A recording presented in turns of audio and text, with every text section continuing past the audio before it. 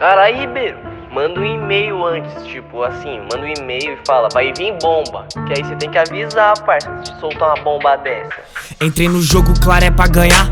Jogador caro nunca se esconde. Camisa 10 sempre fui titular, porque reserva é só o nome do bonde. Fui contratado, não fui convocado por essa pátria amada brasileira, onde Neymar ainda é João e tá vendendo droga na biqueira. Pulei a catraca pra ir pra peneira. Esses boy indo de Chevrolet tem caneleira e a melhor chuteira, mas não tem controle na ponta do pé. De chuteira dry eu metendo mó mala, camisa 10 disfarçado na bala. Joguei o interclasse, não errei um passe de quebra, peguei a mina da sua sala. Se eu tô com a bola não bate de frente, fiz um gol de letra que literalmente fudido, frustrado não alcança a patente. Sai contundido, já é contundente, dou um soco na cara sendo contundente. Estilo Romário e vocês tão fudido, e vocês ouvindo são Edmundo, porque essa letra tá um soco no ouvido.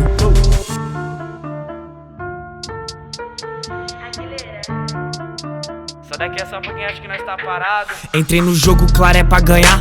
Jogador caro nunca se esconde. Camisa 10 sempre fui titular, porque reserva é só o nome do bonde. Fui contratado, não fui convocado por essa pátria amada brasileira, onde Neymar ainda é João e tá vendendo droga na biqueira. Pulei a catraca pra ir pra peneira. Esses boy indo de Chevrolet tem caneleira e a melhor chuteira, mas não tem controle na ponta do pé. De chuteira dry eu metendo mó mala, camisa 10 disfarçado na bala. Joguei o interclasse, não errei um passe de quebra, peguei a mina da sua sala. Se eu tô com a bola não bate de frente, fiz um gol de letra que literalmente fudido, frustrado não alcança a patente. Sai contundido, já é contundente, dou um soco na cara sendo contundente. Estilo Romário e vocês tão fudido, e vocês ouvindo são Edmundo, porque essa letra tá um soco no ouvido.